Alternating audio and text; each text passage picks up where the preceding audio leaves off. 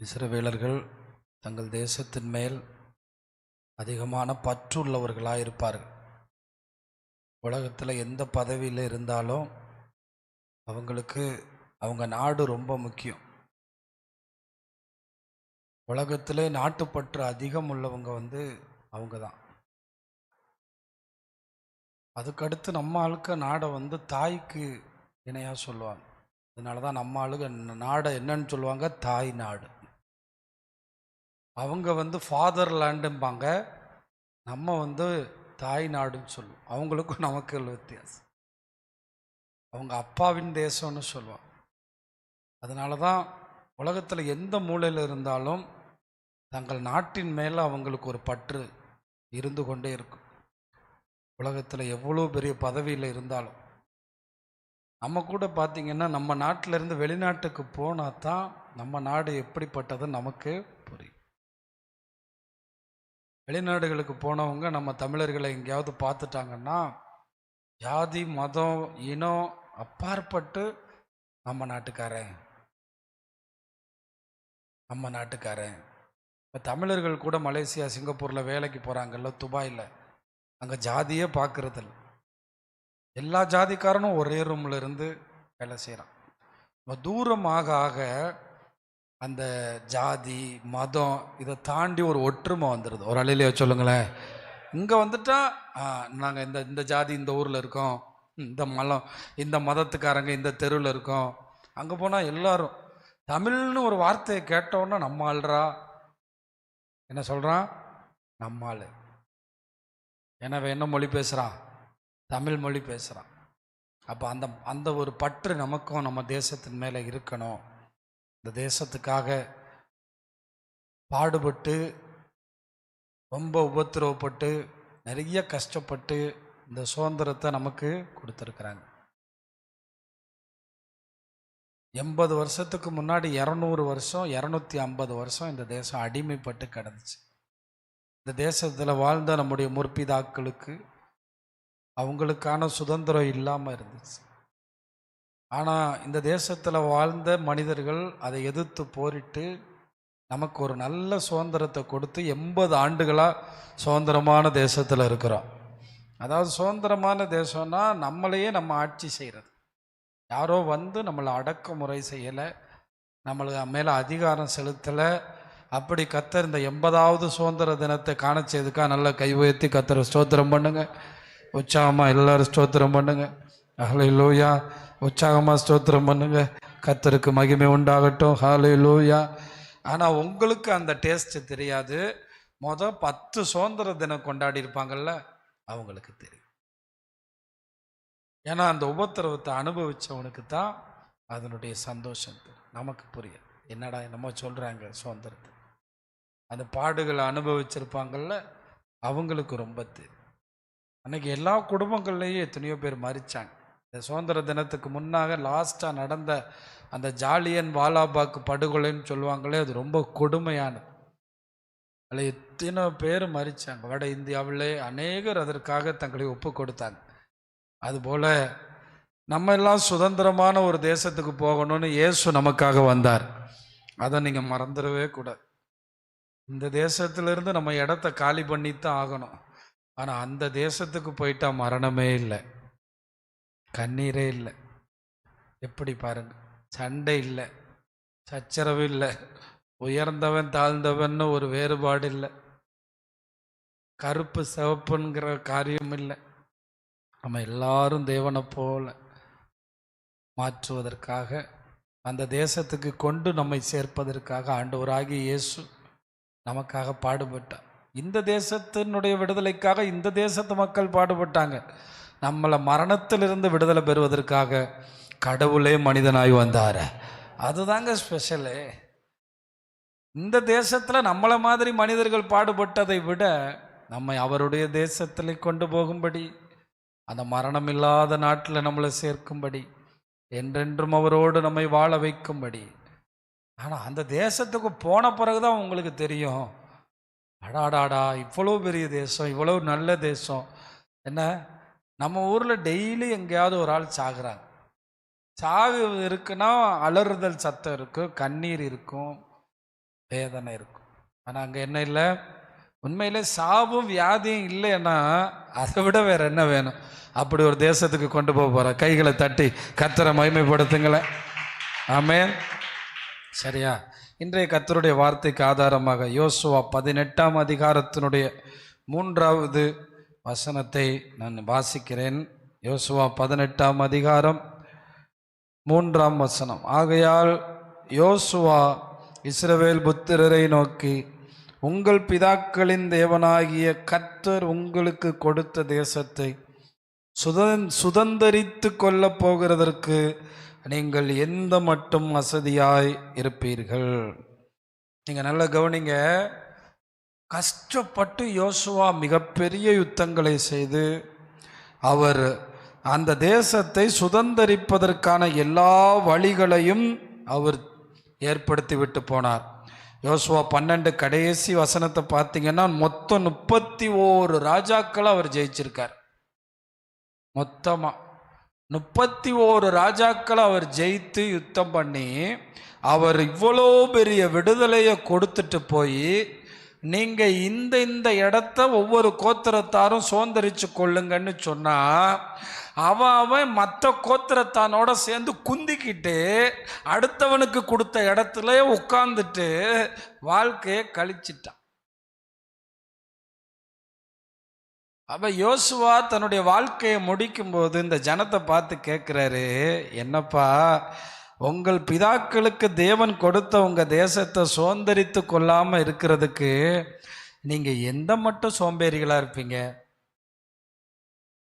அதனால தான் சொல்கிறது, அப்பா அம்மா வச்சிருக்கிற அந்த வீட்டுக்குள்ளே குந்திக்கிட்டு இருக்கக்கூடாது.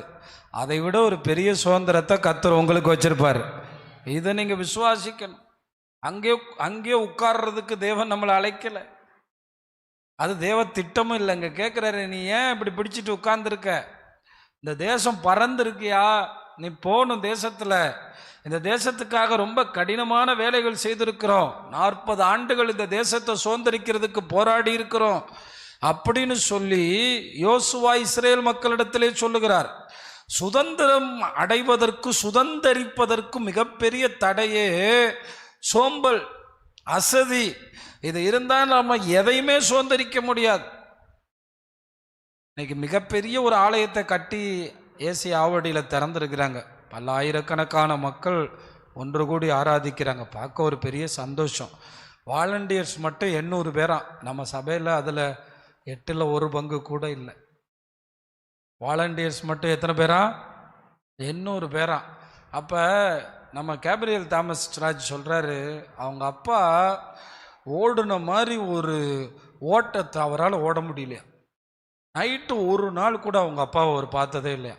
அவ்வளவு திட்டமிட்டு வேலை செய்வாராம். காலையில் இத்தனை மணிக்கு இது, இத்தனை மணிக்கு இந்த காரியத்தை செய்யணும், அடுத்து இதை செய்யணும், ஆமாம் 12 மணிக்கு இந்த விசுவாசியை மீட் பண்ணணும், 1 மணிக்கு இதை செய்யணும், சாயங்காலம் அதை செய்யணும், நைட்டு இதை செய்யணும்.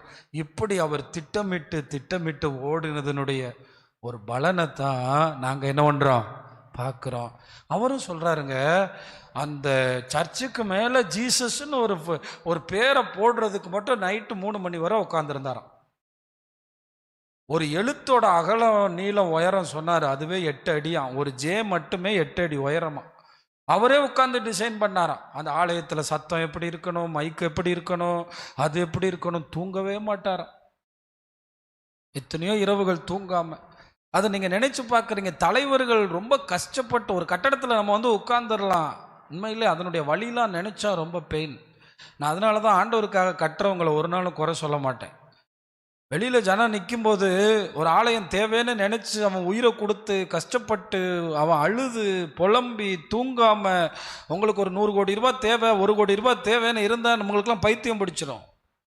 ஆனால் 31 ராஜாக்கள் அவர் ஜெயித்தவர். அவர் சொல்கிறாரு, நீங்கள் ஏன்பா இப்படி இருக்கிறீங்க, நீங்கள் ஏன் இப்படி இருக்கிறீங்க, அசதியாக நீங்கள் எந்த மட்டும் இருக்க போகிறீங்க, இப்படியே அசதியா நீங்க ஒருத்த பின்னாடி ஒருத்த முதுகுல எத்தனை வருஷம் சவாரி செய்ய போறீங்க, இப்படியே அசதியா நீங்க வாழ போறீங்களா? யாராவது சோறு போட்டா போதும் பிரதர், மத்தியான சாப்பாடு ஓகே, இப்படி வாழ போறீங்களா நீங்க அப்படின்னு கேட்கிறாரு. இந்த பறந்து விரிந்த தேசம் உங்களுக்காகத்தானே கொடுக்கப்பட்டிருக்கிறது. இந்த தேசத்தை நீங்க எப்போ சுதந்திரிக்க போறீங்க? நல்ல கவனிங்க. இந்த தேசத்தை நம்ம சுதந்திரம் வாங்கும்போது உயர் ஜாதியில் இருந்த அநேக மனிதர்கள் சேர்ந்து தான் இந்த தேசத்துக்கு சுதந்திரம் வாங்கினாங்க. காந்தி, நேரு, மோதிலால் நேரு, ஜவஹர்லால் நேரு. மோதிலால் நேரு இருந்தாரா என்னன்னு தெரியாது, மற்றவங்கெல்லாம் இருந்தாங்க. ஆனால் அப்போ கூட அந்த உயர் ஜாதி வகுப்பினர் ஒரு வேலைக்கு போகிறதுக்கு கடினமான அளவுக்கு ஒரு சட்டம் போட்டாங்க. ரொம்ப கடினமான சட்டம். அவங்க ஒரு வேலைக்கு போகணும்னா 99 மார்க் எடுக்கும், 98 மார்க் எடுக்கும். ஆனால் நமக்கு அப்படி அவங்க போடலை. எல்லாரும் மேலே வரட்டும்னு. அன்னைக்கு இருந்த நல்ல தலைவர்களுக்கு அவரோட கை வைத்து ஸ்தோத்திரம் பண்ணுங்க. நல்ல கர்த்தரை ஸ்தோத்திரம் பண்ணுங்களேன். ஹல்லேலூயா, ஆண்டவருக்கு ஸ்தோத்திரம் பண்ணுங்க. ஆனால் அன்னைக்கு கிறிஸ்தவங்களை கூட பிற்படுத்தப்பட்டவர்களை தான் சேர்த்தாங்க. அவங்க யாரும் ஓசியில் சேர்க்கல. ஆனால் நமக்கும் மேலே ஒரு சமுதாயம் நின்று போராடிட்டு இருக்கு. நமக்கு மேலே படித்து போகணும். இப்போதான் அவங்களுக்கு ஏதோ சமுதாயத்தில் நலிவடைஞ்சவங்களுக்கு போகலாம்னு ஒரு குரூப்பை உள்ளே ஒதுக்கியிருக்காங்க. ஆனால் இதுக்கு முன்ன வரைக்கும் நான்லாம் அந்த இன்ஜினியரிங் கவுன்சிலிங்க்கு போகும்போது பார்த்துருக்கேன். 99, 98, 198 கட் ஆஃப்லேயே அவங்களுக்கு காலி ஆயிரும். 195 கட் ஆஃப்லேயே அவங்களுக்கு எல்லா சீட்டும் முடிஞ்சு போயிடும். ஆனால் தேவன் நமக்கு இன்னைக்கு இந்த தேசத்தில் சுதந்திரிப்பதற்கு நல்ல வாய்ப்பை, நல்ல படிப்பை, நல்ல திறமையை, நல்ல அனுகூலங்களை தந்திருக்கிறார். நாம் சுதந்திரிக்க முடியாததுக்கு காரணம் என்ன தெரியுமா? அசதி.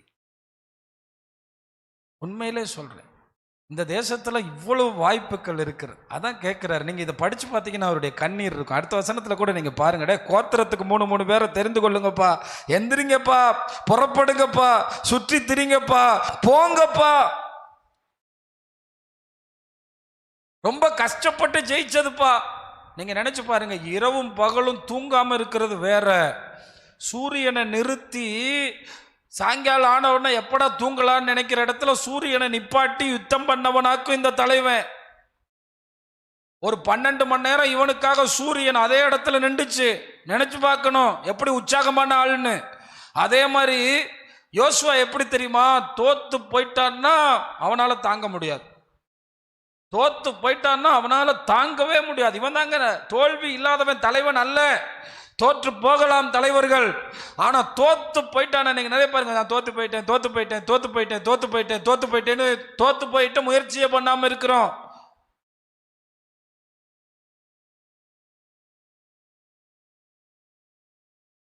ஆனா அவன் தோத்து போயிட்டு உடன்படிக்கை பெட்டிக்கு முன்னாடி அழுகிறான். இந்த தோல்வி என்னால ஏத்துக்கிற முடியாது, இந்த தோல்வி என்னால தாங்க முடியாது. ஆண்டவர் சொல்றாரு, ஏன்பா இப்படி அழுதுட்டே இருக்க? யோசுவா, ஏன் இப்படி அழுதுற? அப்போ ஆண்டவர் சொல்றாரு, ஜனங்கள் பாவம் செஞ்சுட்டாங்கப்பா, ஜனங்கள் கெடுத்துட்டாங்கப்பா, தங்களை என் பேச்சை மீறிட்டாங்கப்பா. அப்போ இப்போ என்ன செய்யறது? உடனே எந்திரிச்சு எல்லாரும் வாங்கன்னு சொல்லி கூப்பிட்டு கண்டுபிடிச்சா ஒருத்தன் பாவம் செஞ்சுட்டான். அந்த பாவத்தை நிவர்த்தி பண்ணிட்டாரு. இப்போ தோல்விக்கு அப்புறம் நீங்கள் கவனிங்க, ஒரு விஷயத்தை உங்களுக்கு சொல்கிறேன். தோல்விக்கு அப்புறம் ஒரு சின்ன ஆயி பட்டணம் தான். ஜெயிச்ச எரிகோல்லாம் ஆயி பட்டணத்தை விட பல மடங்கு பெருசு. யோர்தான் அதை விட பெரிய பிரச்சனை. ஆனால் சின்ன ஆயி பட்டணத்தை முறியடிக்கிறதுக்கு இரவு ஃபுல்லாக தூங்கலை பிரதர், ஒரு நைட்டு ஃபுல்லாக தூங்கலை. அந்த ஆயி பட்டணத்தை ராஜா என்ன நினைச்சான் தெரியுமா? யோசுவா காலையில் நைட்டு மத்தியானம் 1 மணிக்கு வருவான்னு நினைச்சான். ஆனால் யோசுவா அதிகாலையில் படைகளோடு போய் நின்று கொண்டிருக்கிறான். இவன் காலையில் தூங்கி எந்திரிச்சு கொட்டாய் விட்டுக்கிட்டு இருக்கான். யோசுவா யுத்த களத்தில் நிற்கிறான். அவனை மாதிரி தலைவர்கள் தோல்வி இல்லாமல் ஜெயத்தை பெற முடியும். அவனை மாதிரி தலைவர்கள் தோல்விகளையும் ஜெயமா மாற்ற முடியும். பொண்ணு கூட இழந்தா பெற்றுக்கொள்ளலாம், ஆனால் வாலிபமும் காலமும் நாம் இழந்தால் பெறவே முடியாது. நீங்கள் எந்த மட்டும் வசதியாக இருப்பீங்க. நீங்கள் எத்தனை பேர் ஏன் தெரியுமா இவங்கெல்லாம் என்ன வீட்டில் உட்காந்தா கலெக்டர் வேலையாக பார்க்க போகிறாங்க? சொல்லுங்க. இவங்கெல்லாம் பெரிய எம்எல்ஏ வேலையாக பார்க்க போகிறாங்க? ஒன்றுமே இல்லை, அசதியாக இருப்போம், சும்மா இருப்போம், சும்மா வீட்டில் உட்காந்து பேசிட்டு. எப்படி சுதந்திரிக்கிறது? தேசம் சுதந்திரிக்கப்படணும்னா ஒன்று செய்யணும். நீங்கள் தாவீது ராஜாவாயிட்டார். ராஜாவை சேரில் உட்காந்தோன்னே தாவீது என்ன சொன்னார் தெரியுமா? எங்கள் அப்பங்காலத்தில் எங்கள் யோசுவா காலத்தில் எபூசியர்னு ஒரு குரூப்பை அடித்து நாங்கள் எருசலேமில் இருந்து விரட்டினா உச்சி மலையில் போய் உட்காந்துக்கிட்டான். மலை உச்சியில் போயிட்டான், கொடைக்கானல் ஊட்டி மாதிரி. இப்போ எபூசியரின் கோட்டைன்னு பேர். எதுக்கு தெரியுமா? எருசலேம். எருசலேம்னா யாருடைய நகரம்? ஆனால் இப்போ என்ன பேர் வச்சுருக்காங்க பாருங்க. சவுல் ராஜாவுக்கு இதை பத்தி எந்த கவலையும் இல்லை. சோறு கிடைக்குதா, ஆடு வெட்டினமா, சாப்பிட்டோமா, ராஜாவா இருந்தோமா, தாவீதை துரத்துனமா, போனமான்னு. ஆனா தாவீது சேர்ல உட்கார்ந்தவன சொன்னான், எவன்டாவது ஒருத்தன் போய் அந்த எபூசியருடைய கோட்டையை முடிச்சுட்டு வாங்கடா, நான் அவனுக்கு பதவி தர்றேன்னு சொன்னான். கடைசியில் போனது யார் தெரியுமா? யோவாபு. அவனை மாதிரி யுத்தம் பண்ண முடியாது, நேராக ஆட்களை கூட்டிட்டு போயிட்டான் எபூசியருடைய கோட்டையில். நீங்க சொல்லுங்க பிரதர்ஸ், மேலே இருக்கிறவனோட யுத்தம் பண்றது ஈஸியா கஷ்டமா? இவ்வளோ பெரிய பாறாங்கல்ல தூக்கி தலையில போட்டான்னா நம்ம செத்தோம். அவனுக்கு நெளிவு சுழிவெல்லாம் தெரியும். எத்தனையோ வருஷமா அந்த ஊர்ல இருக்கான். அதனாலதான் அந்த ஊருக்கு பேரை என்ன கோட்டை? நேர பார்த்தா யோவாபு போறான், மலையில போறான், அடிக்கிறான், யுத்தம் பண்றான். எதுக்கு யூதா கோத்திரத்துக்கு மட்டும் பெத்லகேம்? எதுக்கு யூதா கோத்திரத்துக்கு மட்டும் எப்ரோன்? எதுக்கு யூதா கோத்திரத்துக்கு மட்டும் எருசலேம்? எதுக்குயா? ஏன் அவங்க ராஜாக்கள்? அவங்க அசதியா இருக்க மாட்டாங்க. ராஜாக்கள் அசதியா இருக்க மாட்டாங்க. கர்த்தர் உங்களை ராஜாக்களா தெரிந்து கொண்டிருக்கிறாரு. ஆமா, தூங்கலாம், ஒன்றும் தப்பு இல்லை. தூங்க வேண்டிய நேரத்தில் தூங்கணும், அதுதான் ஆண்டவருடைய படைப்பே. ஆனா தூங்குகிற நீ எலும்பு மரித்தோரை விட்டு அப்படின்னா, நீ உன்னுடைய வேலையில ஏன் தூங்குற? உன்னுடைய எதிர்கால பயணத்துல ஏன் தூங்குற? உன்னுடைய திட்டமிடுதல்ல ஏன் தூங்குறப்பா? சோந்தரிக்காம ஏன் தூங்குற? தூங்குறது ஒன்றும் தப்பு இல்லை. ஆனா சோந்தரிக்க வேண்டியதை சோந்தரிக்காம இப்படியே காலத்தை கடத்திக்கிட்டு இருந்தா எப்படி? அதாங்க இன்னைக்கு. இப்ப எசேக்கியா ராஜா ஆயிட்டாரு. எசேக்கியா ராஜா வந்த உடனே ஊழியக்காரங்களுக்கெல்லாம் ஊழியம்னா என்னன்னே மறந்து போயிடுச்சு. ஏன் மறந்து போச்சு? அவங்க அப்பா ஆமோஸ்னு ஒருத்தர் இருக்காருல்ல, ஆமோஸ் இல்லை, அவர் பேர் என்ன, ஆகாஷ். அந்த ஆகாஷ் ராஜா எப்படின்னா ஃபுல்லா விக்கிரகத்துக்கு தூபம் காட்டுறவர். அவர் பார்த்தா எல்லா விக்கிரகத்தை கொண்டு வந்து தேசத்துல வச்சுட்டார். அதனால பாஸ்டர்மார்களுக்கு என்னவே இல்லை, வேலையே இல்லை. இப்ப எசேக்கியா வந்து ஆசரிப்பு கூடாரத்தை ஆலயத்தை திறந்து வேலை செய்யுங்கன்னா கொட்டாய் விட்டுக்கிட்டு இருக்கான். எசேக்கியா பாஸ்டர்கள் எல்லாம் கூப்பிட்டு கேட்கிறாரு, எந்த மட்டும் லேவியரே, ஊழியக்காரரே, நீங்க அசதியா இருந்தா தேசம் எப்படி காக்கப்படும்? நீங்க அசதியா இருந்தா தேசம் எப்படி பாதுகாக்கப்படும்? அவங்கள உற்சாகப்படுத்தினார் பாருங்க, சனகரிப்பையே ஜெயிச்சாங்க. இதுதான் மேட்ரு. உலக சரித்திரத்தில் என்ன போட்டிருக்கு தெரியுமா? சரித்திரத்தில் 2வது வல்லரசாகி அசீரிய சாம்ராஜ்யத்தை வீழ்த்தின ஒரு தலைவனாக்கும் எசேக்கியா. காரணம் என்ன தெரியுமா? அசதியா இருக்கிறவனை தட்டி எழுப்பிட்டான். நீங்க அசதியா இருந்தீங்கன்னா ஒண்ணுமே சாதிக்க முடியாது. அதனாலதான் அந்த ஒரு தாளந்து வாங்கினவனை தேவன் கடுமையாக சொன்னார். பொல்லாதவனும் விபச்சாரக்காரன் சொல்லல, பொல்லாதவனும் விக்கிரகாராதனைக்காரன் சொல்லல, பொல்லாதவனும் கொலைகாரனு சொல்லவே இல்லை. இன்றைய நம்முடைய சபைகள் வீழ்ந்து போனதுக்கு காரணம் ஒன்றுதான், நான் சொல்லுவேன், சோம்பேறித்தனம். நம்முடைய வாலிபர்கள் வீழ்ந்து போனதுக்கு காரணம் சோம்பேறித்தனம். நம்முடைய தலைமுறைகள் கையேந்தினதுக்கு காரணம் சோம்பேறித்தனம். நாம் இந்த தேசத்தில் கை கட்டி 1000 ரூபாய் 2000 ரூபாய் கொடுப்பானா என்று நிற்கிறதற்கு காரணம் சோம்பேறித்தனம். யாராவது சோறு போடுவானா என்று எண்ணுவதற்கு காரணம், ஆண்டவர் சொன்னார், உன் கைகளின் பிரயாசத்தை, இது பாக்கியம்ங்க. ஒரு மரத்தை நட்டு ஒரு கனியை புசிச்சு பாருங்க. இந்த ஊர்ல இருக்க எல்லாரும் சொல்லுவான், இந்த மாமரம் மாதிரி டேஸ்ட் உலகத்திலே இல்லைன்னு. அதுக்கு யாரோ தண்ணி ஊற்றிருக்கா, அதுக்கு யாரோ உரம் போட்டிருக்கான்.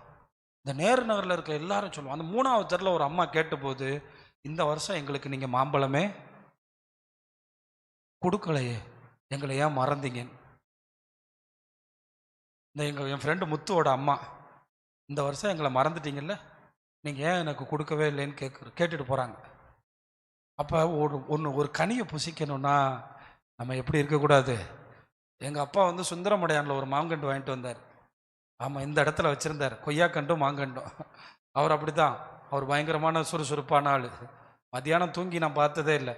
நைட்டு ஃபுல்லாக இங்கே நடந்து ஜோம் பண்ணுவார். அவர் ஒரு தோப்பை உருவாக்குனார். எப்படியோ இன்னைக்கு யாரோ ஒருத்தர் அனுபவிக்கிறான். கர்த்தருக்கு ஸ்தோத்திரம். ஒரு அல்லேலூயா சொல்லுங்களேன். இதுதான் இந்த வார்த்தை, இன்னைக்கு உங்களுக்கு கர்த்தர் கொடுக்குற வார்த்தை. நம்ம இந்த தேசத்தில் அசதியாக இருக்கக்கூடாது. நம்ம இந்த தேசத்தில் அசதியாக இருக்கக்கூடாது. படிக்கிற பிள்ளைங்க அசதியாக இருக்கக்கூடாது.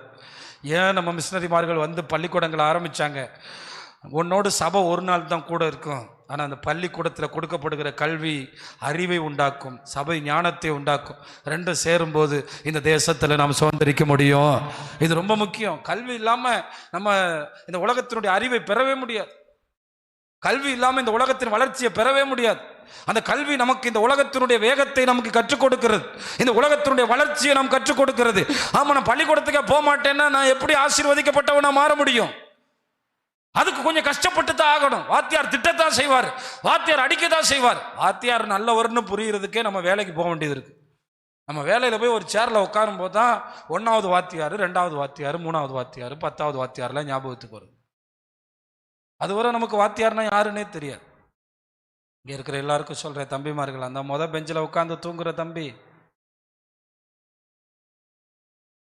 இது பகல் தான், இப்போ இல்லை, தூங்கக்கூடாது. நைட்டு 10 மணிக்கு தூங்கணும். அதுதானா? எல்லாரும் சேர்ந்து இந்த வசனத்தை பார்க்குறீங்களா? பாருங்க. தேசத்தை சுதந்திரிப்பதற்கு எந்த மட்டும் அவனுக்கு எவ்வளோ வலிக்கும். வயசான நேரத்தில், இன்னும் கொஞ்சம் நேரத்தில் இறந்துருவார். அவர் கடைசி உரை தான் இது. அந்த கடைசி உரையினுடைய தொடக்கம், ஏண்டா உங்களுக்காக இவ்வளோ கஷ்டப்பட்டு, இவ்வளோ போராடி, இவ்வளோ காரியத்தை செஞ்ச பிறகு நீங்கள் இப்படி இருக்கீங்களாப்பா, உங்களுக்கு இந்த வழி புரியாதுல்ல, உங்களுக்கு இந்த வழி புரியாது, உங்களுக்கு இந்த வேதனை புரியாது. நாளைக்கு நீங்கள் உங்கள் பிள்ளைகளுக்கு படிப்பை கொடுத்து எல்லாத்தையும் கொடுத்து அவன் ஒரு சோம்பேறி மாதிரி சுற்றும் போது தான் உங்களுக்கு புரியும்னா புரியட்டுங்கிறேன். சோம்பேறிகளோடு கர்த்தர் இருக்கவே மாட்டார். சோம்பேறிகளோடு கர்த்தர் இருக்க மாட்டார். நான் ஒன்று சொல்கிறேன், ஒருத்தர் உழைச்சிக்கிட்டு இருக்கானா அவனை தேடி கர்த்தர் வருவாருங்க. ஏன்னா அவனுடைய பிரயாசத்துக்கு தக்க பலனை. ஆண்டவருடைய பெரிய நோக்கம் என்ன தெரியுமா? பேதுரு நைட்டு ஃபுல்லாக உழைச்சிட்டு வீட்டுக்கு வெறுமையா போகக்கூடாது. அதனால தான் பேதுருட்ட சொன்னார். பேதுருட்ட பிடிச்ச விஷயமே என்ன தெரியுமா? நம்முடைய வார்த்தையின்படி வலைய போடுறேன். நம்ம மட்டும்தான் சொல்லுவோம், நாங்கள் நீங்கள் சொல்கிறதெல்லாம் கேட்க மாட்டோம். பேதுரு 2 தடவை அற்புதத்தை பெற்றார், பல கிளியத்தக்க மீன்களை பெற்றார். நம்ம என்னதான் உழைச்சாலும் அவருடைய வார்த்தை நம்மளை ஆசீர்வதிக்கும். கையை தட்டி கர்த்தரை மகிமைப்படுத்துங்களேன். அல்லேலூயா. ஆமாம், நான் வந்து பார்த்தீங்கன்னா, நாங்களாம் ராமநாதபுரத்திலே வாழ்ந்து படித்து அப்படியே வாழ்ந்து ஏதோ படித்து முடிச்சுட்டு போயிட்டோம். அப்போ நான் வந்து ஒரு இங்கிலீஷ் கோச்சிங் சென்டரில் போய் எப்படியாவது என்னத்தையாவது படித்து எப்படியாவது மேலே போயிடலான்னு நான் போனேன்னா, என் பேரை பார்த்துட்டு கேட்டாங்க, நீ ஒரு கிறிஸ்தவனாக இருந்துட்டு இங்கிலீஷ் தெரியலேன்னு வந்திருக்கியப்பா. அப்போ நான் நினச்சிக்கிட்டேன், ஏன்டா கிறிஸ்தவனாக இருந்துட்டு இங்கிலீஷ் தெரியாமல் வந்திருக்கேன்னு ஒருத்தன் கேட்குறானே. அப்போ எனக்கு அது புரியலை. ஆனால் இன்னைக்கு சென்னை சபைகளை பார்த்தா எல்லா சபையிலையும் ஆங்கில பாடல்கள், ஆங்கில ஆராதனைகள், ஆங்கிலத்தில் ஒர்ஷிப் பண்ணுறது. அவள் கிறிஸ்தவனுக்கும் ஆங்கிலத்துக்கும் என்ன இருக்குது? இப்படியே கேட்டாங்கங்க. ஒரு கிறிஸ்தவனாக இருந்துட்டு உனக்கு இங்கிலீஷ் தெரியலன்னு சொல்லி இப்படி வந்திருக்கியப்பா அப்படின்னு கேட்டாங்க நான் அட்மிஷன் போட போகும்போது. ஏன்னா இங்கிலீஷ் கற்றுக்கொள்வதற்கான இடமே நம்ம கையில் தமிழ் வேதாகமோ இங்கிலீஷ் வேதாகமோ, வாய்ப்புகள், வசதிகள், மேன்மைகள் எல்லாம் கொட்டி கிடக்கு. ஆனால் நம்ம ஏன் தெரியுமா சுதந்திரிக்கல? நம்ம ஏன் தெரியுமா ஆசீர்வதிக்கப்படலை? நம்ம ஏன் தெரியுமா கையேந்திக்கிட்டே இருக்கோம்? நம்ம எப்படி இருக்கோம்? வசதியாக இருக்கும். இன்னைக்கு மட்டும் நான் சொல்கிறேன், நீங்கள் என்ன படிச்சீங்களோ அந்த படித்த இடத்துக்கு நீங்கள் வேலைக்கு போகணுன்னு நினச்சிங்கனாலே கர்த்தர் சந்தோஷப்படுவார். நீ இவ்வளோ காலம் ஓடின, இவ்வளோ காலம் படித்த, இவ்வளோ காலம் பிரயாசப்பட்ட, என்னத்துக்கு உட்கார்ந்துருக்க? என்னத்துக்குமா? என்னத்துக்கு பிரதர்ஸ்? ஆண்டவர் ரொம்ப வேதனைப்படுவார். இந்த தேசத்தில் நமக்கான பங்கு உண்டு. இந்த தேசத்தை உயர்த்துவதற்கு நமக்கான ஒரு பங்கு இருக்கிறது. சத்தமா ராமேன்னு சொல்லுங்க. இந்த தேசம் ஆசீர்வதிக்கப்படுறதுக்கு ஆங்காங்கே கிறிஸ்தவர்கள் பணி செய்தார்கள் என்று சொல்லப்பட வேண்டும். ஒரு வெள்ளூர்ல ஒரு பெண் மருத்துவராகி ஒரு மருத்துவமனை கட்டி, ஆசியாவிலே மிகப்பெரிய மருத்துவமனை. அவங்க எல்லாருக்குமே சொல்றேன், மெட்ராஸுக்கு போகும்போது நீங்க வெள்ளூருக்கு போய் உங்க பிள்ளைங்க எல்லாருக்கும் காட்டுங்க. சும்மா போய் சுத்தி பாருங்க. பேட்டரி கார்லாம் இருக்கான், ஏறி போய் அந்த அந்த ஆஸ்பத்திரியை சுற்றி பாருங்க. இதனுடைய விதை யார் போட்டதுன்னு பாருங்க. ஒரு பெண் தாங்க போட்டா, ஒரு பெண் தான் போட்டா. நான் ஒன்றுமே சொல்லலை. இந்த தேசத்துக்கு நம்ம ஆசீர்வாதமாக மாறணும். எல்லாம் கை வைத்து சொல்லுங்க, ஆண்டவரே இந்த தேசத்துக்கு சொல்லுங்க சத்தமா, நாங்கள் ஆசீர்வாதமாக மாறணும். இதுதான் நம்ம கேட்கணும். இதுக்கு நம்ம அசதியாக இருந்தால் முடியாது. இதுக்கு நம்மளை மட்டும் பார்த்துக்கிட்டே இருந்தால் முடியாது. 2-3 விஷயங்களை நம்ம யோசிக்க வேண்டியது இருக்கு. இந்த தேசம் என்னால் ஆசீர்வதிக்கப்படுதா, என்னால் இந்த தேசத்துக்கு நன்மை உண்டாகுதா, என்னால் இந்த தேசத்துக்கு பலன் உண்டாகுதா, இதை நம்ம பார்க்கணும். தாவீது அதனால தான் சொந்தக்காரன் பாருங்க, தாவீதுக்கு ஒரு சந்தோஷம் இருக்கும்ல, என்னதான் இருந்தாலும் நம்ம சொந்தக்காரன் போய் அடிச்சுட்டு வந்துட்டானே. தாவீது தன் சொந்தக்காரனை படைத்தளபதியாய் மாற்றவில்லை, அவனுடைய சொந்தக்காரன் போய் யுத்தம் பண்ணி ஜெயித்து வந்தான். வேற யாரும் ஜெயிச்சுட்டு வரல. அவனுடைய சகோதரியினுடைய மகனாகத்தான் அவன் கருதப்பட்டான். அவங்க எல்லா படைத்தலைவர்களும் தாவீதுனுடைய படைத்தலைவர்கள் எல்லாம் அவனுடைய சகோதரிகளுடைய பிள்ளைங்க. அபிஷாயா இருக்கட்டும், எல்லாரும் இருக்கட்டும், பெரிய தளபதிகளாக மாறிவிட்டாங்க. அப்போ தாவீதுக்கு படைத்தளபதிகளாக மாறினதுக்கு காரணம் அவன் போய் யுத்தம் பண்றான். அபிஷாய் யோவாபு எப்படி யுத்தம் பண்ணுவாங்க தெரியுமா? தம்பி அந்த பக்கம் நீ அடி, அண்ணன் இந்த பக்கம் அடிக்கிறேன், நான் ஜெயிச்சா உனக்கு ஹெல்ப்புக்கு வர்றேன், நீ ஜெயிச்சா நான் நீ எனக்கு நீ ஓடிவா. 2 பேரும் சேர்ந்து அடி அடின்னு அடிச்சா எதிரி கலங்கி ஓடுகிறான். எப்படி பாருங்க, இங்க நீ ஒரு பக்கமா படுத்துங்க, நான் ஒரு பக்கமா தூங்கு. நம்ம திட்டங்கள் நமக்கு நிறைய இருக்கிறது. நம்ம இந்த தேசத்தை சுதந்திரிக்கணும். ஒரு ஆமேன்னு சொல்லுங்க. என் ஃப்ரெண்டு ஒருத்தர் வந்தான். நான் சொல்கிறேன், அவங்க இந்த தேசத்தை சேர்ந்தவங்க. அவன் வந்து ஒரு இந்த தேசத்தில் ஒரு என்ன சொல்கிறது, ஒரு மதத்தை மட்டும் மையப்படுத்தின ஒரு கட்சியில் இருக்கிறான். இந்த 2 மேப்பை பார்த்த உடனே அவனுக்கு மனசெல்லாம் கலங்கி போச்சு. அதுவரை சந்தோஷமாக தான் இருந்தான். ஆனால் அந்த மேப்பில் ஒன்றுமே போடலை, இந்தியாவே ஆசீர்வதியும் தான் போட்டிருக்கு. ஒரு ஆமேன்னு சொல்லுங்கள். இந்தியாவை ரெட்சியம்னு கூட போடல, நம்மளுக்கு ரொம்ப ஞானமாக போட்டிருக்கேன். அதை பார்த்த உடனே அவனுக்கு கையும் ஓடலை. என்ன இன்னைக்கு நிறைய பேர் சொல்கிறாங்க, மிஷினரிகளுக்கு அங்கேருந்து பணம் வருது, இங்கேருந்து பணம் வருது. நம்ம என்னங்க பணத்துக்காக நம்மளை படைச்ச ஆண்டவரை இந்த ஜனங்கள் பார்க்கணும். இப்பிரபஞ்சத்தின் அதிபதியானவன் இந்த கண்களை என்ன பண்ணி வச்சுருக்கானா? அவங்க பிறந்ததுலேருந்து ஏதோ ஒன்று தெய்வம்னு நம்புகிறாங்க, ஏதோ ஒன்று அதுதான் தெய்வம்னு நம்புகிறாங்க, அதை பூஜிக்கிறாங்க, அதுக்காக ரொம்ப மெனக்கிடுறாங்க, அதுக்காக ரொம்ப பெரிய பணிவிட செய்கிறாங்க, அதுக்காக அதை குளிப்பாட்டுறாங்க, அதுக்கு ட்ரெஸ்ஸு உடுத்துறாங்க. ஆனால் அதுல எல்லாம் கடவுள் என்ன செய்யறது இல்லையா? வாசம் பண்றது இல்லையா? கடவுள் நமக்குள்ளே குடியிருக்கிறாரா, கடவுள் நமக்குள்ளே உலாவுகிறாரா? இதை தெரியப்படுத்துறதுக்கான ஒரு வேலை மட்டும்தான் நமக்கு இருக்கு. அவங்க என்ன நினைச்சுக்கிறாங்கன்னா, இவங்களுக்கு பெருசா வெளிநாட்டுல இருந்து ஃபண்டு வருது, அது நிமித்தம் இவங்க ஏதோ வேலை செய்யறாங்க. இல்ல, அந்த ஃபண்டு நமக்கு தேவையும் இல்லை, அதுக்காக நம்ம போராடவும் போறதில்லை. சத்தமா ராமேன்னு சொல்லுங்களேன். ஆனா நம்ம ஆசையா இருக்கக்கூடாதுங்க. அவள் ஆண்டவர் இந்த தேசத்தை ஆசீர்வதிக்க 3 காரியத்தை நம்மக்கிட்ட சொல்லியிருக்கார். அதுதான் நான் அவங்க சொல்ல போகிறேன். எதுலெல்லாம் அசதியாக இருக்கக்கூடாதுன்னா, நம்ம எப்படிப்பட்ட ஆட்கள்னா, எலெக்ஷன் வந்தால் தான் ஜோம் பண்ணுவோம். அதுவும் எலெக்ஷன் வந்தால் ஒரு குறிப்பிட்ட ஆட்சி போயிடணும், ஒரு குறிப்பிட்ட ஆட்சி வரணும், இவ்வளோதான்.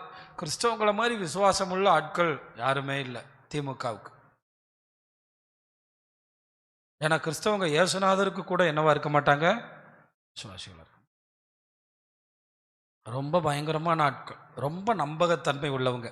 எப்படி சொல்லுங்க? ரொம்ப நம்பகத்தன்மையான ஆட்கள். நான் சொல்கிறேன், ஆண்டவர் எல்லா கிறிஸ்தவங்களும் ஓட்டு ஒரு பக்கமாக போட்டாங்க, ஆனால் ஆண்டவர் ஆட்சியோ வேறொரு பக்கமாக இழுத்துட்டு வந்தார். நம்ம கையில் ஒன்றுமே இல்லை. அப்போ என்ன செய்யணும்? நம்ம செய்ய வேண்டியதெல்லாம் 1 தீமோத்தேயு 2ஆம் அதிகாரம் 1-2 வசனம். இதுக்கு நம்ம அசதியாக இருக்கக்கூடாது. 1 தீமோத்தேயு 2ஆம் அதிகாரம் 1. எல்லாரும் இப்போ கவனிக்கணும். நான் 3 காரியத்தை சொல்ல போகிறேன். எத்தனை பேர் உங்கள் நெஞ்சை தொட்டு சொல்லுங்கள், டெய்லி எங்கள் சீஃப் மினிஸ்டருக்காக ஜோம் பண்ணுறேன், டெய்லி எங்கள் பிரதமர் மோடிக்காக ஜோம் பண்ணுறேன், டெய்லி உள்துறை அமைச்சருக்காக ஜோம் பண்ணுறேன், டெய்லி எங்கள் மாநில அமைச்சர்களுக்காக ஜோம் பண்ணுறேன். எத்தனை பேர் சொல்கிறேன்? ஏன் தெரியுமா இந்த நாட்டில் நீங்கள் நல்லா இல்லை? ஏன் தெரியுமா இந்த நாட்டில் நீங்கள் நல்ல வீடு கட்டலை? ஏன் தெரியுமா இந்த நாட்டில் நீங்கள் தேசத்தில் பெரிய ஆசீர்வாதத்தை சுதந்திரிக்கலை? நீங்கள் இந்த தேசத்தில் நல்லா வாழணும்னா, நல்லா கவனிங்க, நான் பிரதானமாய் சொல்லுகிற பொத்தி என்னவென. பிரதானம்னா என்னங்க? பிரதானம்னா என்ன சொல்லுங்க சகோதரர்களை? பயப்படாதீங்க, இன்னும் ரொம்ப கஷ்டமா?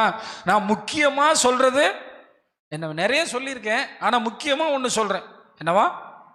நிறைய சொல்லியிருக்காரா? முக்கியமா என்ன சொல்றாரு?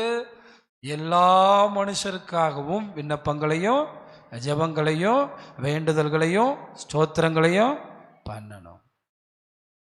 நம்ம என்ன கேட்குறோம்? ஆண்டவரே, இந்த மனுஷனை எதுக்கு படைச்சிங்க? இந்த பக்கத்து வீட்டுக்காரனை எதுக்கு உண்டாக்குனீங்க?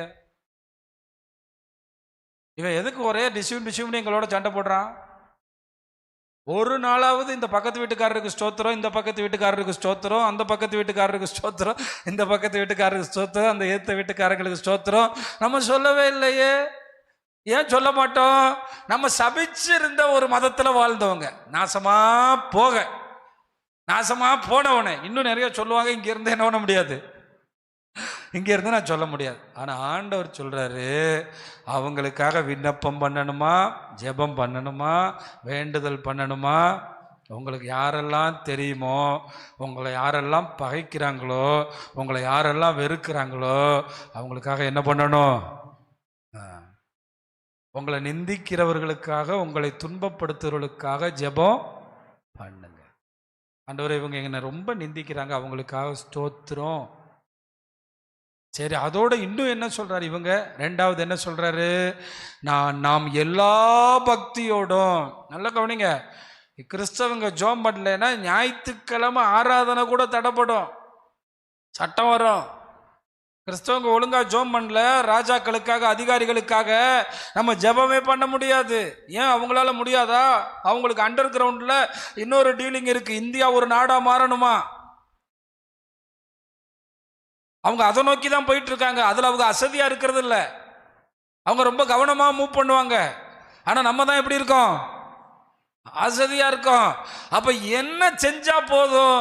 நம்ம பிரைம் மினிஸ்டருக்காக, நம்ம சீஃப் மினிஸ்டருக்காக, நமக்கு இருக்கிற பதவிகளுக்காக, நம்மளை சுத்தி இருக்கிற நமக்கு தெரிஞ்ச அதிகாரிகளுக்காக நம்ம நல்லா வாழணும்னா சண்டை இல்லாம தேசத்துல சொல்றோம், அந்த ஜாதிக்காரன் வந்து எங்களை மேய்றான், இந்த ஜாதிக்காரன் வந்து எங்களை வாழ விட மாட்டேங்கிறான், அவன் வந்து எங்களோட கலவரம் பண்றான். நம்ம என்ன பண்ணல? ஜெபம் பண்ணல. நம்ம எப்படி இருக்கோம்? நல்லா காலையில் தூங்கி எந்திரிச்சு பாத்ரூம் போயிட்டு வந்துட்டு மறுபடியும் ஒரு தூக்கம் போடுவோம். பார்த்தீங்களா? அதான் ஒரு பாஸ்டர் சொன்னார், ஏன் ஆண்டவர் அதிகாலையில் என்னை தேடுகிறவன் கண்டடைவான்னு எழுதி வச்சிருக்காருன்னா, காலையில தான் சுவையான தூக்கம் வருமா. என்ன தூக்கம்? அது என்ன தூக்கம்னு எனக்கு தெரியல, காலையில் சுவையா இருக்குமா. அப்படியே பாத்ரூம் எல்லாம் போயிட்டு வந்து படுத்தா தன்னை மறந்து தூங்குவோம். ஆனால் அதிகாலையில் என்னை தேடுகிறவன். நீங்க காலையில் எழும்பி என்னத்துக்கு ஜெபிக்கணும்னு கேட்குறீங்கல்ல, பிரதானமான சொல்ற புத்தி. அப்ப இங்க காலையிலே அசதி தொடங்கி சோந்தரிக்கிறத தடை பண்ணுதா இல்லையா? இங்க நெஞ்ச தொட்டு இந்த சபையில் இருக்கிறவங்க சொல்லி பாருங்க, யாராவது எங்க தலைவர்களுக்காக நாங்கள் ஜெபம் பண்றோம். நான் வந்து 2-3 விஷயங்கள், நம்ம ஆட்சியை மாறுறது மட்டும் இல்லை, அந்த ஆட்சி மூலம் நன்மை வரும்போது நல்லா ஸ்தோத்திரம் பண்ணணும், தீமை வரும்போதும் ஸ்தோத்திரம் பண்ணணும். இது ரெண்டுமே இருக்கணும். வரலாம். சில நேரத்தில் கலைஞர் ஆட்சிக்கு போய் ஜெயலலிதா ஆட்சி வரலைன்னா எங்கள் குடும்பத்தில் சில ஆசீர்வாதமே இல்லை, தெரியுமா உங்களுக்கு? ஆனால் முழு தமிழ்நாடுன்னு சொல்லிச்சு, ஐயோ ஐயோ இவங்களா வந்துட்டாங்க, அவங்களா வந்துட்டாங்கன்னு. ஏன்னா அவர்கள் அன்பு கூறுகிறவர்களுக்கு எல்லாமே எப்படி இருக்குமா? அப்ப இந்த தேசத்தை சுதந்திரிக்கணும்னா நீங்க கலகம் இல்லாம வாழணும், ஒழுக்கத்தோடு வாழணும், பக்தியோடு வாழணும்னா ராஜாக்களுக்காக, அதிகாரம் உள்ள யாவருக்காகவும் ஜெபம் பண்ணணும். யாருக்காக ஜெபம் பண்ணணும்? ஆமா, இது இப்ப கிறிஸ்தவ டிக்ஷனரியில இருந்தே வெளியே என்ன பண்ணிட்டாங்க, எடுத்துட்டு. ஆண்டவரே எங்க அப்பாவை ஆசீர்வதி, என் தம்பி ஆசீர்வதி, ஆண்டவரே எங்க அண்ணனை ஆசீர்வதி. அவன் நல்லா ஜெபம் பண்ணுவான். ஆனா வீட்டுக்குள்ளே என்ன வரும்? கலகம். ஏன்னா இவன் ஜெபமெல்லாம் உள்ளதான் ஓட்டிட்டு இருக்கான் வண்டி. எங்க குடும்பம் பெருசாகணும், நீ மட்டும் பெருசாகி சுத்தி வனாந்தரமா இருந்தா எப்படி சந்தோஷமா இருக்க முடியும்? தேசம் நல்லா இருந்தா தான் நம்ம நல்லா இருக்க முடியும். சத்தமா ராமேன்னு சொல்லுங்க. அப்ப இன்னையில இருந்து எல்லா மக்களுக்காக ஜெபிக்கணும், ராஜாக்களுக்காக ஜெபிக்கணும். அது நம்மளால ஒதுக்கின ஜெபமே இஸ்லாமியர்களுக்காக ஜெபிக்கிறதே இல்லை. ஆனா இயேசுநாதருடைய வருகை தாமதிக்குமானா அவர்களில் பலர் ரட்சிக்கப்படுவார்கள். ஏன்னா இப்போ நிறைய பேர் யூடியூப்பில் செய்தி கேட்குறாங்க, நிறைய பேருடைய கமெண்ட்ஸ் நான் பார்க்குறேன். ஒரு பக்கம் எதிர்த்தரப்பு கமெண்ட்ஸ் இருந்தாலும் ஒரு பக்கம் செய்திகள் கவனமாய் கேட்கப்படுகிறது. இந்த யூடியூப் இன்டர்நெட்லாம் வந்த பிறகு அதிகமாக தேவனுடைய வார்த்தை பரவிக்கிட்டு இருக்கு. யார் வேணாலும் இயேசுவை விசுவாசிக்கலாம். நான் சொல்கிறேன், எல்லாருக்காக, யாரும் அவருடைய ராஜ்யத்துக்கு புறம்பானவன் இல்லை. நம்ம அசதியாக இருந்துட்டு தூங்கி தூங்கி போனோம்னா இங்கே நம்ம சுதந்திரிக்க முடியாது. இந்த ஆலயத்தை நேற்று திறந்தாங்கல்ல, போன வாரம் 2 நாளைக்கு முன்னாடி 365 நாள் ஜெபம் பண்ணியிருக்காங்க மக்கள். 366வது நாள் அந்த ஆலயத்தை திறந்திருக்காங்க, ஆகஸ்ட் 13 அன்று. எப்படி பாருங்க, அந்த ஆலயத்துக்குள்ள என்னெல்லாம் இருக்கா தெரியுமா? துணி, ஏழைகளுக்கு கொடுக்குற துணி கொடுக்குற இடம், சாப்பாடு கொடுக்குற இடம், ஏழை மக்கள் வந்து சாப்பிட்றதுக்கு. துணி இல்லாமல் யாராவது வந்தால் உடனே கூட்டிகிட்டு போய் துணி கொடுக்கறதுக்கான இடம். அடுத்து மருந்து போடுறோன்னா மருந்து போடுறதுக்கான ஊசி போடுற இடம். ஒன்று ஒன்றா திறந்து லாஸ்ட்டாக இப்போ சர்ச்சை என்ன பண்ணியிருக்காங்க, திறந்துருக்காங்க. இதெல்லாம் நான் அந்த வீடியோ பார்த்தப்போ ஆச்சரியமாக இருந்துச்சு. சர்ச்சுக்குள்ளே மருந்து போடுற இடம். ஆமாம், துணி பெரிய ஒரு துணி கடை மாதிரி இருக்குது. அடுத்து எல்லாம் இருக்குது, பார்க்க ஆசையாக இருக்குது. நம்ம எப்போ செய்ய போகிறோம்? நாங்கள் 1947 செஞ்சுட்டோம், அதோட முடிஞ்சு போச்சு. இனிமே எங்கே காணிக்கெல்லாம் கொடுக்கறது? ஆமாம், அப்படி தான் நினைக்கிறோம். நம்ம முதல் காரியத்தை நல்லா தெரிஞ்சுக்கிறோங்க. இன்றைக்கி வந்திருக்கு உங்களுக்கு ஒரு தீர்மானமாக, டெய்லி காலையில் எழும்பி உங்கள் வீட்டை சுற்றி இருக்கிற உங்களுக்கு தெரிஞ்ச எல்லா மனுஷனுக்காக ஸ்தோத்திரம் பண்ணுங்க. ராஜாக்களுக்காக ஸ்தோத்திரம் பண்ணுங்க, அதிகாரிகளுக்காக ஸ்தோத்திரம் பண்ணுங்க. எந்த ஆட்சி வந்தாலும் கர்த்தர் நம்மை காப்பாற்றுவார். அவ்வளோதான் நான் சொல்கிறேன். எந்த ஆட்சி வந்தாலும் நம்ம கவலைப்படவே கூடாது. நான் உண்மையிலே சொல்கிறேங்க, இந்த எலெக்ஷனுக்கு முன்னாடி நடந்த இரவு ஜெபத்தில் நான் என்ன ஜெபம் பண்ணேன்னா, அங்கே போயிட்டு ஒரு திருவாடன தொகுதியில் ஒரு அமைச்சர் வரணும், அந்த அமைச்சர் மூலம் இந்த திருவாடன தொகுதி ஆசீர்வதிக்கப்படணும் அப்படின்னு ஜெபம் பண்ணேன். ஆனால் இப்படிலாம் நடக்கும்னு தெரில. கடைசியில் அடுத்த ஜெபத்துக்கு போனால் நம்ம தொகுதியில் யார் வந்துட்டா? அப்போ தான் நினச்சேன், ஜெபத்தை கர்த்தர் என்ன பண்ணுறாரு கேட்குற. முத்துக்குமார் பிரதர் அவர் இங்கே இப்படி நடந்து போகும்போது எனக்கு ஃபோன் பண்ணுறார். இந்த ராஜீவ் அவர் வந்து ஓட்டு கேட்க வந்திருக்காரு, வாங்க நம்ம பேசி நீங்கள் அவர் இது பண்ணா சொன்னேன். பார்ப்போம், ஜெயிச்ச பிறகு பார்ப்போம்னு சொன்னேன். பார்த்தா அவர் என்ன பண்ணிட்டார், ஜெயிச்சு நம்ம அற்பமாக நினைச்சோம். அதனால எவரையும் அவர் உயர்த்துவார், எவரையும் அவர் மேன்மைப்படுத்துவார் நமக்கு அது தெரியாது. அதனால நீங்கள் அவங்களுக்காக ஜெபம் பண்ணும்போது அவங்க உங்களுக்கு ஆசீர்வாதமாக மாறுவாங்க, அவங்க உங்களுக்கு நன்மையாக மாறுவாங்க. அவங்கள கொண்டு கர்த்தர் உங்களை ஆசீர்வதிப்பார். அவர்களை கொண்டு கர்த்தர் உங்களுக்கு கலகம் இல்லாத ஜீவனம். என்ன ஜீவனம்? என்ன ஜீவனம்? ஆமாம். இப்போ நீங்கள் நல்லா டெய்லி நான் சொல்கிறேன், நம்ம முதலமைச்சருக்காக ஜெபம் பண்ணுங்க. நம்ம வீட்டுக்காரங்களுக்கு சரக்கு கிடைக்காமலே கர்த்தர் ஒரு சட்டம் போடுவார். ஆனால் நம்ம அம்மாக்கள் தான், நான் வேணா ஒரு 300 ரூபா கொடுக்குறேன், நீங்கள் சாப்பிட்டு வாங்க. எப்படியா? எப்படி இருக்கும்? எப்படி இருக்கும்? என்ன கேட்குற தேவனுடைய பிள்ளைகளை, இப்போ நான் என்ன சொன்னேன் உங்களுக்கு தெரியுதா? பின்னாடி உட்கார்ந்துருக்கவங்க என்ன சொன்னேன்? நம்ம ஜெபம் பண்ணுறதுக்கு என்ன இருக்கக்கூடாது, எல்லாருக்கும் ஜெபிக்கும். இந்த நிறைய பேர் எதுக்குடா இந்த காலை பிறந்துச்சுன்னே தெரியாமல் தனியாக இருக்குன்னு யாருமே இல்லை. நீங்கள் ஆசீர்வாதமாக மாறுறதுக்கு இதை விட வேறு வாய்ப்பே இல்லை. நீங்கள் எந்த மட்டும் அசதியாக இருப்பீங்க. ரெண்டாவது கர்த்தர் சொல்கிறாரு, 2 நாளாகமம் 7ஆம் அதிகாரம் 14ஆம் வசனம். இந்த வசனத்தை எல்லாருமே சொல்லி கொடுப்பாங்க. 2 நாளாகமம் 7ஆம் அதிகாரம், தேசத்தில் என் நாமம் தரிப்பிக்கப்பட்ட என் ஜனங்கள் தங்களை தாழ்த்தி, யாரா சொல்லுங்க, அவருடைய ஜனங்களைத்தான் அவர் இந்த தேசத்தில் பார்க்குறார். நான் ஒன்று சொல்லுவேன், இந்த தேசத்தில் நம்ம ஆளுங்க என்ன சொல்லுவாங்க தெரியுமா? ஐயோ இந்த மாதம் மழை பெய்யலையா, அவங்க ரொம்ப ரொம்ப விக்கிரக ஆராதனை செய்கிறாங்க, அதனால தான் மழை பெய்யறதில்லை. ஆனால் இந்த வசனம் அப்படி இல்லைன்னு சொல்லுது. இந்த வசனம் மழை பெய்யாமல் இருக்கிறதுக்கு காரணம் அவங்க இல்லையா, யாரா? நம்ம. தானியேல் 70 வருஷமா ஜெபம் பண்ணா. என்ன ஜெபம் தெரியுமா? நாங்களும் எங்கள் பிதாக்களும் பாவம் செய்தோம். அதே ஜெபத்தை அப்படியே எடுத்துட்டு வந்து நெகேமியா சொன்னா, நாங்களும் எங்கள் பிதாக்களும் என்ன செய்தோம். ஐயா 70 வருஷம் ஒருத்தர் ஜெபம் பண்ணியிருக்காங்க. 70 வருஷம். நம்ம நினைக்கிறோம் சேமம் வந்துருச்சு, மறுபடியும் இஸ்ரவேல் தேசம் கட்டப்பட்டுருச்சு, மறுபடியும் ஆலயம் கட்டிட்டாங்க, கோரேஸ் வந்து மறுபடியும் பொண்ணெல்லாம் கொடுத்துட்டாரு, தங்கத்தெல்லாம் கொடுத்துட்டாருன்னு. ஆனால் ஒரு மனுஷன் எத்தனை வருஷம் ஜெபம் பண்ணியிருக்கான்? 70 வருஷம். என்ன ஜெபம் பண்ணான் தெரியுமா? தன்னை தாழ்த்தி. நானும் பைபிளில் தேடி தேடி பார்த்தேன். நாங்கள்லாம் அசுத்தமான ஆட்கள், தப்பானவங்க, எல்லாம் எங்களுக்குள்ள அசுத்தம் இருக்குது. ஆனால் தானியேல் எங்கேயாவது தப்பு பண்ணியிருக்கானான்னு பார்த்தேன். ஒரு தப்பு அவன்கிட்ட எந்த தப்பும் இல்லை. ஆனால் என்ன ஜெபம் பண்ணுறான் தெரியுமா? நானும் எங்கள் பிதாக்களும் ஆகாமியம் பண்ணோம், நாங்கள் நிறைய தவறுகள் செஞ்சோம். அதே ஜெபத்தை அப்படியே நெகேமியா எடுத்து செய்வார். அப்போ இங்கே நம்ம அவருடைய நாமம் தரிப்பிக்கப்பட்ட ஜனங்கள் தங்களை என்ன செய்யணுமா? தாழ்த்தணும். ஆண்டவரே இந்த தேசம் என்னை பாருங்க, மழை வர்ற மாதிரி இருக்கு, பெய்யுது. இப்போ இந்த பசிபிக் மகா சமுத்திரத்தை சுற்றி இருக்கிற அந்த வெப்பநிலையின் காரணமாக மழை பெஞ்சாலும் அடுத்த நாள் மழை பெஞ்ச சுவடே இருக்காதான். இந்த 6 மாதம் இப்படி தான் இருக்குமா? அவங்க சொல்கிறாங்க மழை பெஞ்சாலும் அதனுடைய சுவடுகள் இருக்காதான், தண்ணி இருக்காதான், அவ்வளோ வேகமாக வெப்பம் வந்து உறிஞ்சிட்டு போயிருமா. அப்படி ஒரு சூழ்நிலையில் இருக்கும்போது நம்ம காப்பாற்றப்படணும்னா நம்ம என்ன செய்யணுமா? தாழ்த்தணும்.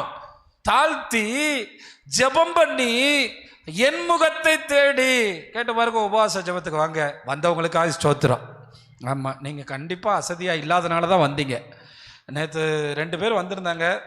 ஆமாம், அவங்க நிறைய பேர் வந்திருந்தாங்க. அவங்களுக்கெல்லாம் நான் சொன்னேன், அவங்க போய் ஏரியாவில் சொல்லியிருந்தாங்கன்னா இங்கே நிறைய பிள்ளைங்க என்ன பண்ணியிருப்பாங்க, வந்திருப்பாங்க.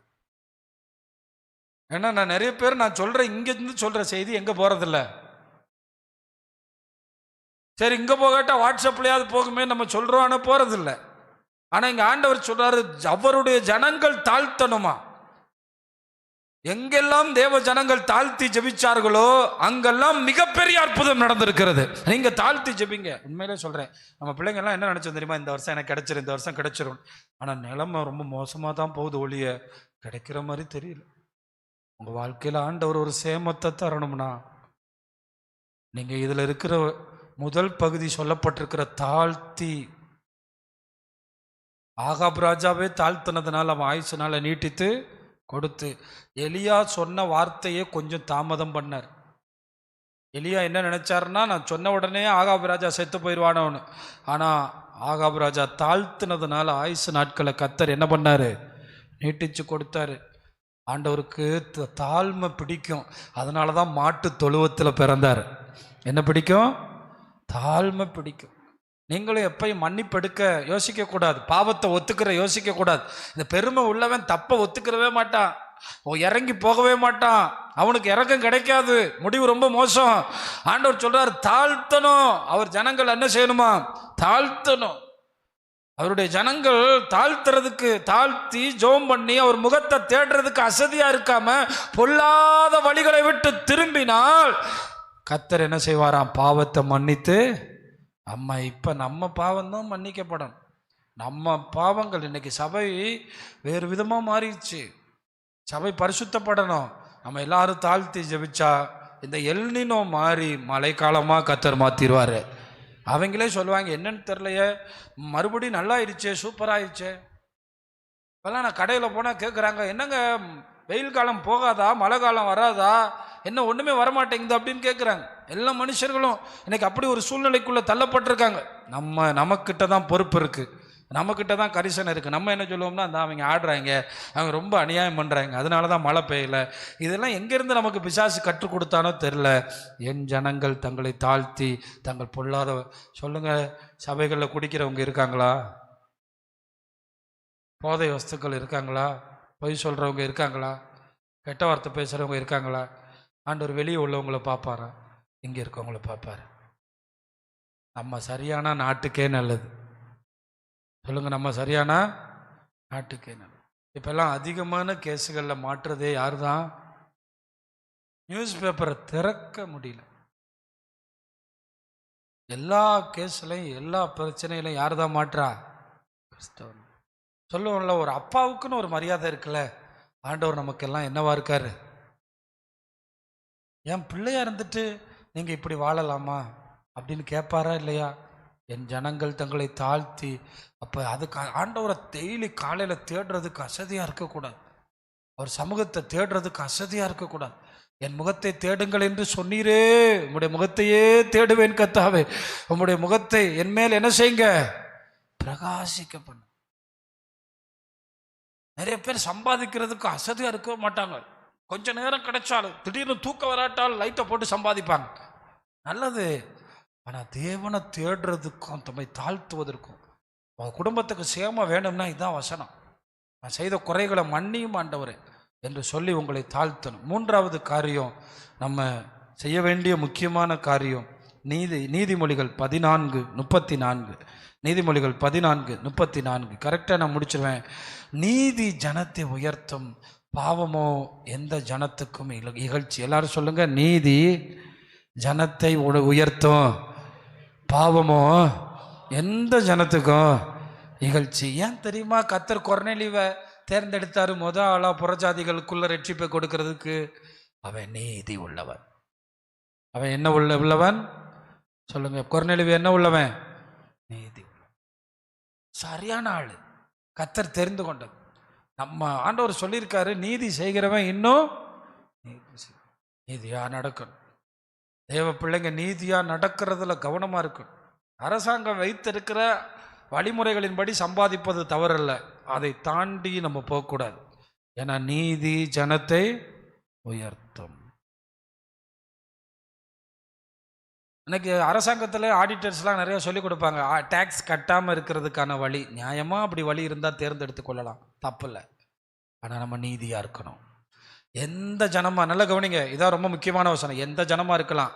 இந்த உலகத்தில் ஜாதின்னு சொல்லி வச்சுருக்காங்க, யாராக வேணாலும் இருக்கலாம். கருப்பாக இருக்கலாம், சிவப்பாக இருக்கலாம். உலகம் நம்மளை ஜாதியில் ஒதுக்கி வச்சிருக்கலாம், தள்ளி வச்சிருக்கலாம். ஆண்டவர் சொல்றாரு, எந்த ஜனத்தினாயிலும் நீதி செய்கிறவன் எவனோ அவனே அவருக்கு உகந்தவன். யாருக்கு ஆண்டவர் ரொம்ப பிடிக்கும்னா அவன் என்ன செய்யணும்? என் பிள்ளை அநியாயம் செய்ய மாட்டான், என் பிள்ளை கெடுதல் நினைக்க மாட்டான்.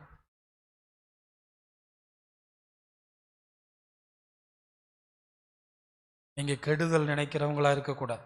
அப்ப இந்த நாட்டில் நம்ம என்ன செய்யணும்? நீதி.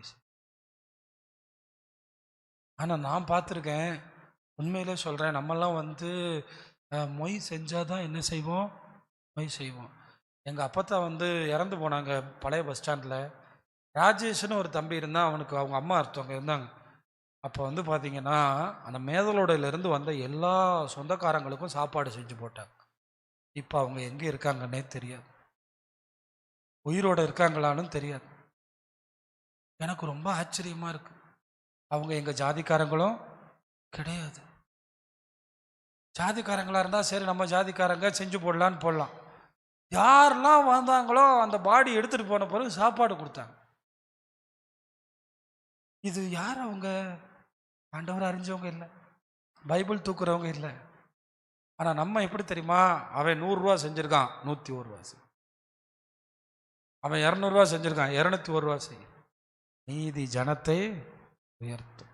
இந்த வசனத்தை நினச்சிக்கிறோம், நான் இந்த ஜாதி அதனால நான் அவ்வளோதான், நான் ஒடுக்கப்பட்டவன் அதனால அவ்வளோதான், நான் புறக்கணிக்கப்பட்டவன் நான் அதனால அவ்வளோ இல்லைங்க. நீதி செஞ்சால் நான் அவருக்கு பிடிச்சவன், அநியாயம் செஞ்சால் நான் பிசாசோட கூட்டம். அப்போ கிறிஸ்தவங்கன்னா இந்த நாட்டில் என்ன செய்வாங்க? எனக்கு நம்ம வைகோ அவங்களுக்கு கூட கேன்சர் ஏதோ ட்ரீட்மெண்ட்டுக்கு போனாராம் வெள்ளூருக்கு. அவர் சொல்கிறார், நான் வெள்ளூரில் போய் இந்த கிறிஸ்டியன் ஹாஸ்பிட்டலில் நான் ட்ரீட்மெண்ட் எடுத்து சுகமாயிட்டேன். கிறிஸ்தவன்னா இலவசமாக ஆஸ்பத்திரி கொடுப்பான், ஏழைகளுக்கு ஒரு பக்கமாக ட்ரீட்மெண்ட்டு பண்ணுவான். அப்படி தானுங்க நம்ம பேர் இருந்துச்சு. கிறிஸ்தவங்கன்னா பள்ளிக்கூடம் நடத்தி ஏழை பிள்ளைங்க படிக்க வைப்பான். இன்னைக்கு நம்ம பேர் எப்படி இருக்கு? அப்போ இன்னைக்கு கிறிஸ்தவங்க தலை குனிஞ்சு போனதுக்கு காரணம் என்ன? என்ன இல்லை? அப்போ இந்த 3 காரியத்தை நல்லா புரிஞ்சுக்கிறங்க. முதலாவது சொன்னேன், நமக்கு சுற்றி இருக்கிற எல்லாருக்காக நம்ம ஜெபிக்காமல் இந்த தேசம் நம்ம சுதந்திரிக்க முடியாது. 2வது, தேவனை தாழ்த்தி தேடாமல் இந்த தேசத்தை சுதந்திரிக்க முடியாது. 3வது, நீதி செய்யாமல். இப்போ கேட்குறேன், இது 3 செய்கிறதுக்கு நீங்கள் ஜாக்கிரதையாக இருக்கீங்களா? தௌஹீத் ஜமாத்துன்னு ஒன்று இருக்குது. இந்த கொரோனா நேரத்தில் எந்த கொரோனா பேஷண்ட்டையும் பார்க்காம அவனுடைய வண்டியில் ஏற்றிட்டு போனான். அவனுக்கு கொரோனா வரும்னு அவன் பயப்படவே எப்படின்னே தெரில. அவங்க எப்படி பழக்க வைக்கப்பட்டிருக்காங்கன்னு தெரில. மெட்ராஸில் அந்த காலத்தில் கர்ப்பிணிகளாக இருந்தவங்களை கொண்டு போய் ஆஸ்பத்திரியில் சேர்த்தவங்க தௌஹீத் ஜமாத்து தான். பயப்படாமல் ஏற்றிட்டு போனான். எத்தனை பேர் இந்த டிவி சேனல்களில் ஒரு பிராமின் அம்மா சொல்லுது, எங்கள் ஜாதி கைவிட்டுருச்சுங்க, எங்கள் மதம் கைவிட்டுருச்சுங்க, எல்லாரும் கைவிட்டாங்க. ஒரு முஸ்லீம் துப்பா போட்டவர் தாங்க வந்தாருங்க. அவர் வந்துட்டு கடவுள் மாதிரி வந்தாருங்க. அவருடைய வண்டியில் ஆம்புலன்ஸில் என்னை ஏற்றிட்டு எல்லா உதவியும் செஞ்சுட்டு காணாமையே போயிட்டாரு. நம்ம ரொம்ப தூரமாயிட்டோம்ல. ஆனால் இங்கே கேட்டால் சுதந்திரிப்போன்னு பாட்டு பாடிட்டு இருக்கோம். வசனத்துக்கும் நமக்கும் ரொம்ப தூரமாயிடுச்சுல. நம்ம நீதி செய்கிறதுக்கு ஒரு 10% பணத்தை எடுத்து வச்சுக்கிறோங்க. இப்போ நீங்கள் பார்க்குற லாசருக்காக செய்யுங்க. 10% ஆண்டவருக்கு போடுங்க. 80% நல்லா செலவு பண்ணுங்க. ஒரு ஆமேன்னு சொல்லுங்க, சத்தமாக சொல்லுங்க. 80% செலவு பண்ணுங்க. உங்கள் பிள்ளைகளுக்காக நீங்களும் செலவு பண்ணுங்க. நீதி செய்யாமல் வாழாதீங்க. மறுபடி சொல்லுங்க, நீதி ஜனத்தை உயர்த்தும். நம்ம எப்படி கடை வாங்குவோம்னா, அடுத்த மாதம் வர்றதுக்கு முன்னாடியே 10 வருஷத்துக்கு முன்னே வாங்கி வச்சிடும். அதனால் சம்பளம் வந்தாலே நமக்கு என்ன செய்யாது? அப்புறம் எங்கே நம்ம நீதி செய்கிறது? அப்புறம் எங்கே நம்ம நீதி செய்கிறது? பின்னாடி இருக்கிறவங்களுக்கு இப்போ நான் கேட்டால் சொல்லுவீங்களா? என்னெல்லாம் சொன்னேன்? எல்லாருக்காக என்ன பண்ணணும்? ஜெபம் பண்ணணும். காலையில் எந்திரிச்சா தான் என்ன பண்ண முடியும்? ஜெபம் பண்ண முடியும். ஏன்னா சாயங்காலம் ரொம்ப டயர்டாக இருக்கும். ஆமேன் சோத்திரம், ஆமேன் அல்லேலூயான்னு சொல்லிட்டு என்ன பண்ணிடுவோம்? காலையில் எழுந்திரிச்சிங்கன்னா நல்ல நேரம் இருக்கும், நல்லா ஜெபம் பண்ணலாம். உங்களை தாழ்த்த தாழ்த்த தாழ்த்த வீட்டுக்குள்ளே சேமம் வந்துடும். மூணாவது, நம்ம சபைகளில் நீதி செய்யணும். அதனால தான் சொல்கிறேன், யாராவது வந்து தண்ணி குடிக்க வந்தால் திட்டாதீங்க. இதை விட நம்ம என்ன கொடுக்க போகிறோம்? என்னங்க செய்ய போகிறோம்? ஒரு கிளாஸை தூக்கிட்டு போனால் போயிட்டு போகிறான். யாராவது ஒரு ஆள் மாம்பழம் கேட்டால் திட்டாதீங்க. நம்ம ஜனத்தை அதுதான் உயர்த்தும். நம்ம செத்து போன பிறகு எதுவுமே செய்ய முடியாது. எந்த ஜனத்தினாயிலும் நீதி செய்கிறவன் எவனோ. நான் தான் நினைப்பேன், அந்த பக்கத்து வீட்டில் 10 காய் தான் காய்க்கும், நம்ம வீட்டில் ஏன் காய்க்கும் தெரியுமா? எதுவாக இருந்தாலும் நீதி செஞ்சால் ஜனம் என்ன செய்யும்? உயர்த்தப்படும். நீங்களும் தான். சில பேர்லாம் கொடுக்கவே மாட்டான். உங்கள் வீட்டு ஃபங்க்ஷனில் எல்லாரும் நல்லா சாப்பிட்டு போகணும். ஒரு ஆமேன்னு சொல்லுங்கள். நான் அந்த நம்ம புரோக்கர் ஒருத்தர் இருக்கார்ல, அவர் கல்யாணத்துக்கு போனேன், உட்கார்றதுக்கு இடமே இல்லை. ஏன் தெரியுமா? அவர் மொய் இல்லைன்னு சொன்ன உடனே ஊரே வந்துருச்சுங்க. மொய் இல்லைன்னு சொல்லிட்டார். இந்தங்க பால் தாங்க போட்டுக்கிட்டு இருந்தார். இன்னைக்கு மொத்த ராம்நாடுமே அவர் கையில் தான் இருக்குது. அவர்கிட்ட கேட்டீங்கன்னா சொல்லுவார், ராம்நாட்டில் எங்கே அவருக்கு அந்த அங்கே ஏரியா இடம் இருக்குது, எனக்கு அங்கே இருக்க இடம் இருக்குது, இங்கே இடம் இருக்குன்னு சொல்லுவார். சொல்கிறேன். ஆனால் அந்த மனுஷன் சொல்லிட்டாரு, நான் வாங்க மாட்டேன், எனக்கு மொய் வேணாம். பார்த்தா கொடுத்த பத்திரிக்கைக்கெல்லாம் என்ன வந்துருச்சு? ஆள் வந்துருச்சு. சாப்பிட்றதுக்கு இடமே இல்லை. எனக்கு கேட்குற தேவனுடைய பிள்ளைகளே, நீதி ஜனத்தை உயர்த்தும். நீதி ஜனத்தை, எல்லாரும் சொல்லுங்க, நீதி ஜனத்தை உயர்த்தும். அப்போ நம்ம என்ன செய்யணும்? நீதி செய்யணும். எலும்பி நிற்போமா? அசதியாக இருக்கக்கூடாது ஆண்டவரே, அதை மட்டும்